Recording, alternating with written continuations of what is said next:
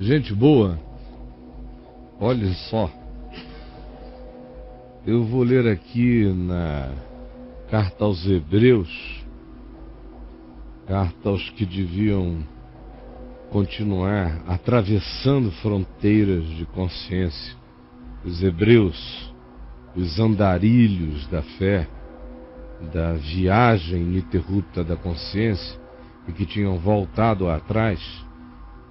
E toda essa carta é para chamar os que, por natureza de vocação, deveriam andar para frente e tinham retrocedido para as primitividades fetichistas das crenças, ao invés de evoluírem na liberdade intangível, porém concreta da fé.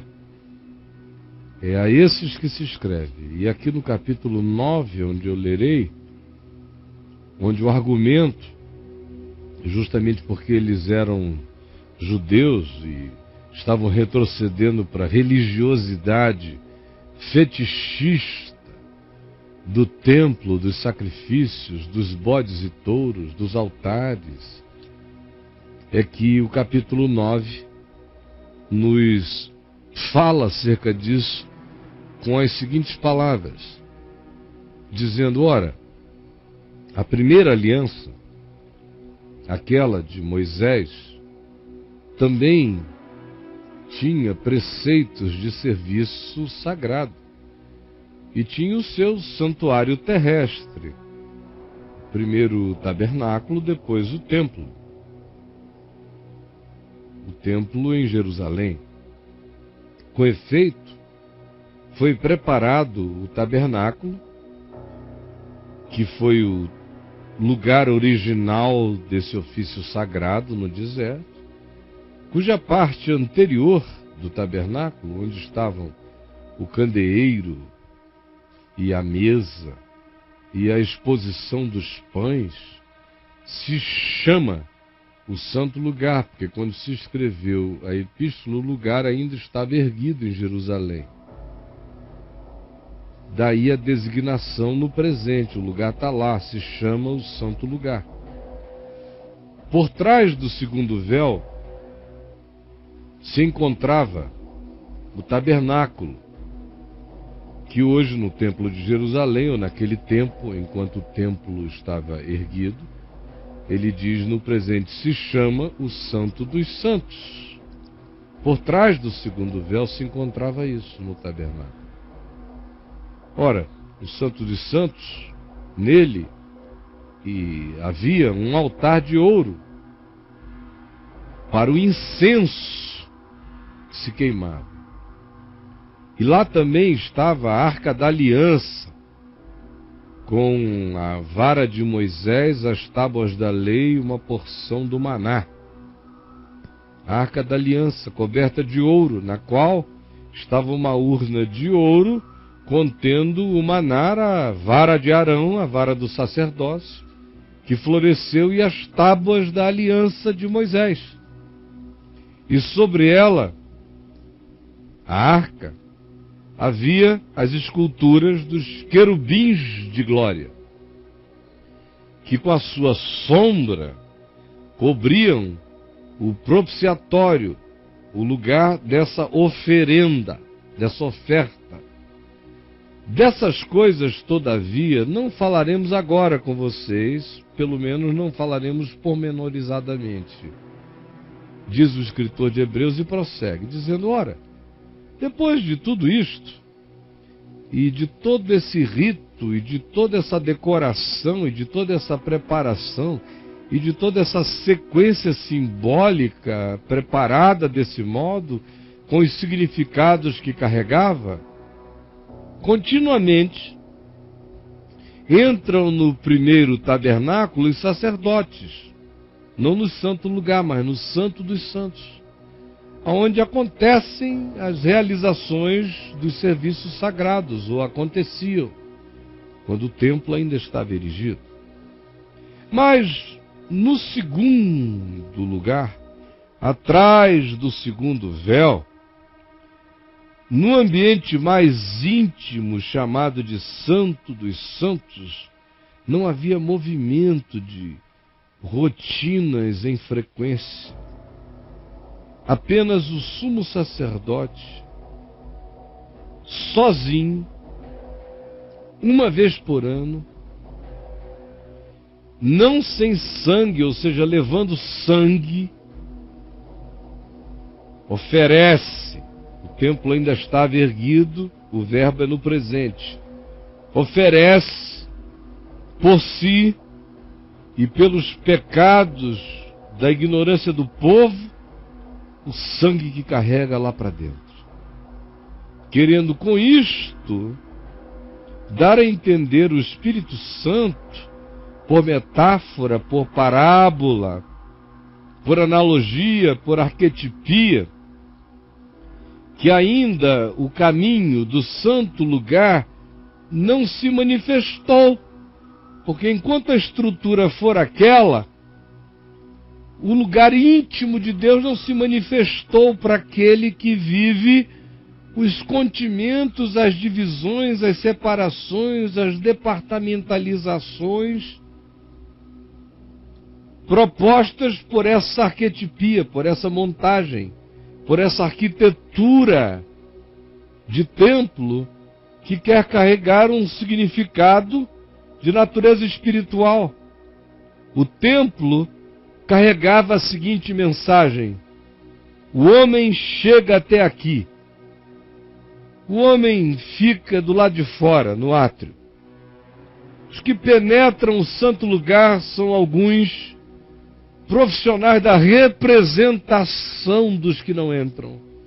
E os que entram no Santo dos Santos é um só, que faz isso uma única vez no ano, nesse lugar intimíssimo. Portanto, se diz, o Espírito Santo estava querendo dar a entender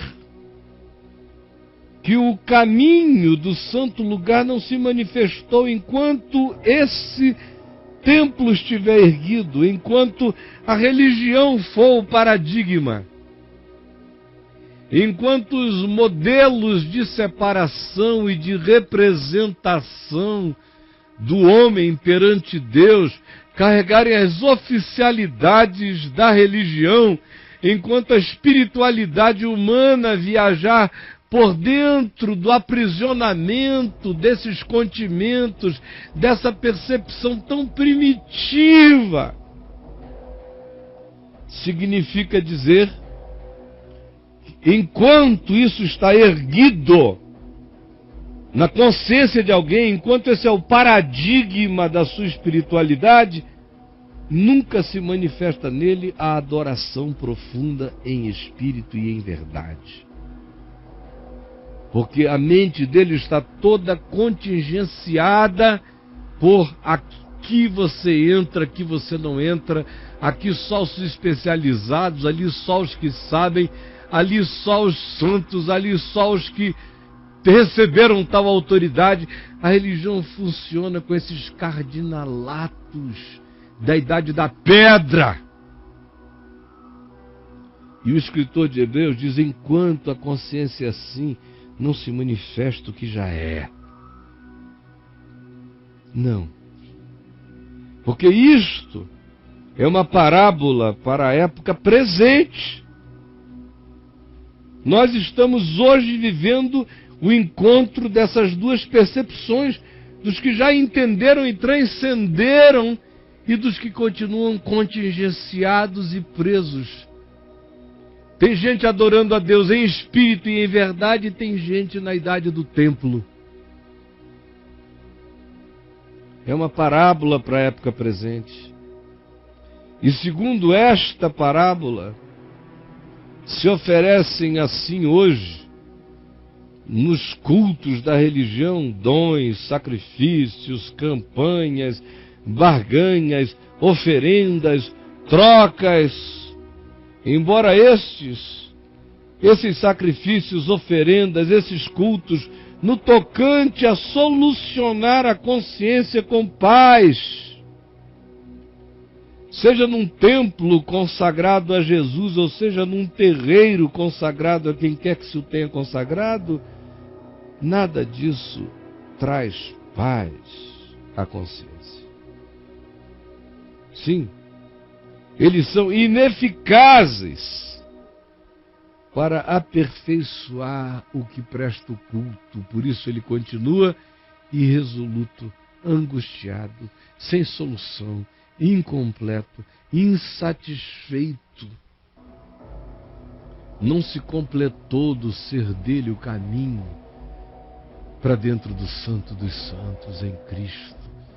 Ele não encontrou ainda o descanso uma vez e para sempre no que Jesus está feito. A consciência dele não repousou na serenidade eterna de saber que todo escrito de dívida que havia contra ele foi rasgado e encravado definitivamente na cruz.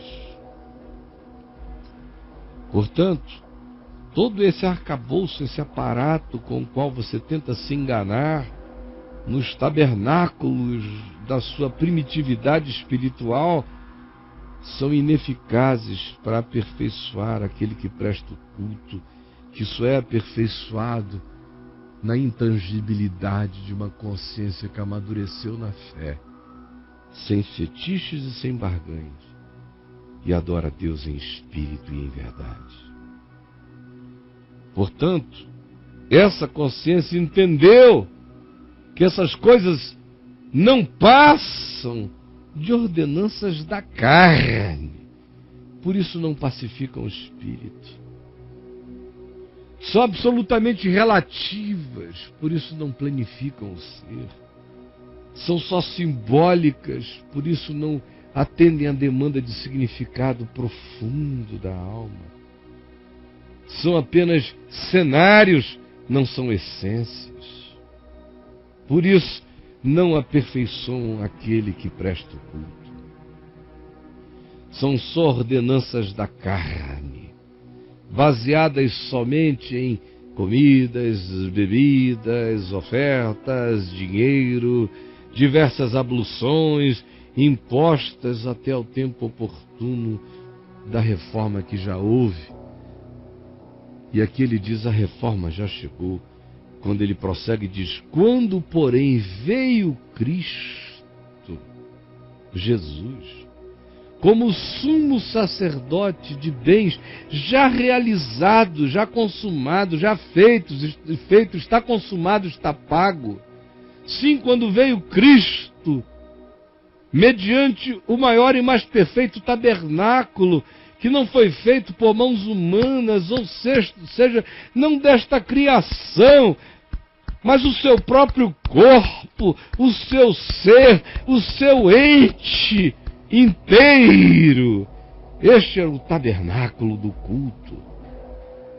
Ele é o templo ambulante de Deus entre os homens, o santuário de Deus com os homens. Não por meio de sangue de bodes e de bezerros, ou de relatividades dessa criação, de simbolizações. Não, em Cristo as simbolizações acabaram. Mas pelo seu próprio sangue, Ele entrou no Santo dos Santos. Não que diante de Deus tem uma caixinha chamada Santo dos Santos, isso é uma simbolização para a percepção humana. Ele entrou no Santo dos Santos, Ele nos justificou, nos cobriu. Para não usarmos a linguagem do templo, Ele afirmou pela sua justiça a minha justiça, apesar da minha injustiça. De uma vez por todas, obteve para mim eterna redenção para além de toda questionabilidade. Estabeleceu a graça como bem absoluto no meu ser.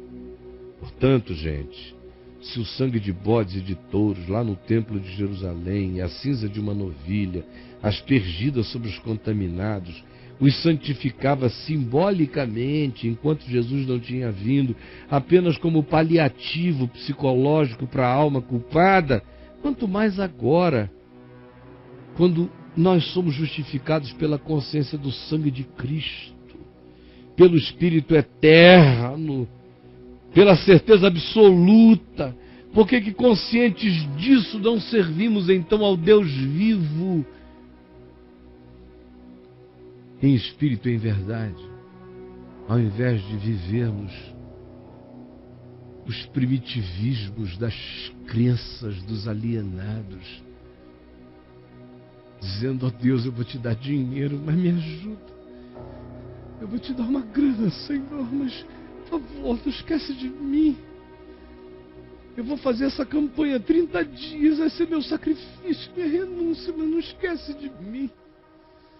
Eu vou subir o Monte Gerezim, mas não esquece de mim.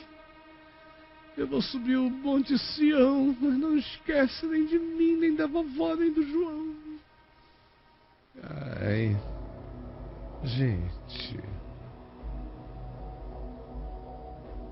é de Cristo, é do Cordeiro Eterno, é do sangue absoluto que acabou com todas as relatividades. É dele que estamos falando. Isso aqui se diz que a consciência não vai encontrar paz enquanto quiser as soluções de bodes e de touros, enquanto quiser se satisfazer com as mecânicas litúrgicas do templo, enquanto imaginar que a obra de Deus consiste numa magia de sequências espirituais e não no que Jesus fez, consumou e acabou definitivamente na cruz. Tetelestai, está pago, está consumado. É por isso que você sofre, porque bodes e touros não vão lavar você. Porque os cultos das suas oferendas são apenas cenografias e presépios de representações desejosas de paz, mas culposas de um coração que não se apropria nunca da única realidade concreta. A única coisa concreta para quem fala de Deus é tomar posse pela fé de bens não concretos, espirituais. Mas você só se apropria disso pela fé, porque assim como a minha mão está para o meu corpo, a minha fé está para o meu espírito. É com a fé que eu tomo posse dos bens imateriais do espírito, da paz, da convicção, da certeza de que foi feito para sempre e não tem repetição. Eu não serei mais repetido. Em Cristo eu estou acabado para a vida eterna. Eu estou completo. Eu estou coberto. Na história eu continuo crescendo de relatividade para maturidade, mas em Cristo eu já sou quem eu fui feito para ser.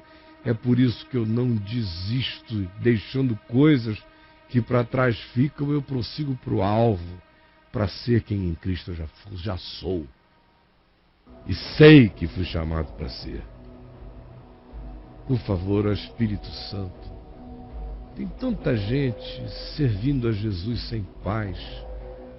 Tem tanta gente que quer encontrar Deus no templo, quer encontrar Deus na organização, na instituição, nas sequências litúrgicas, nas novenas, nos ritos, nas oferendas, nas catedrais e nos terreiros. Tanta gente querendo segurar a Deus em algum pedaço de coisa, ou prender Deus a um contrato.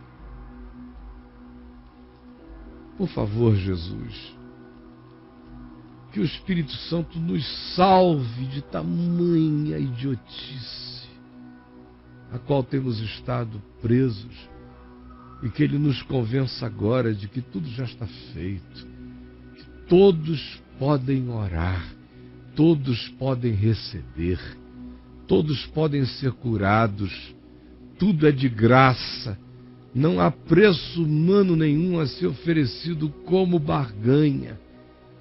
Já está tudo pronto, eu só tenho que tomar posse. O resto vai ser desenvolvimento da minha vida grata diante de Ti, nada além disso. Por favor, Jesus, demole os altares da burrice espiritual na nossa mente. Tira o véu dessa burrice do nosso entendimento e quebranta-nos hoje, amolece-nos na graça e no entendimento. E ajuda-nos a perceber que enquanto estiver esse tabernáculo erguido na cabeça da gente, a graça não se manifesta. Enquanto a gente, tendo sido iluminado, prefere todavia a sombra e não a luz, a graça não se manifesta na gente. Enquanto a nossa segurança é o símbolo e não Jesus, a graça não se manifesta na gente. Ajuda-nos a entender isso, por favor. É o que eu te peço agora, em nome de Jesus. Amém. E amém.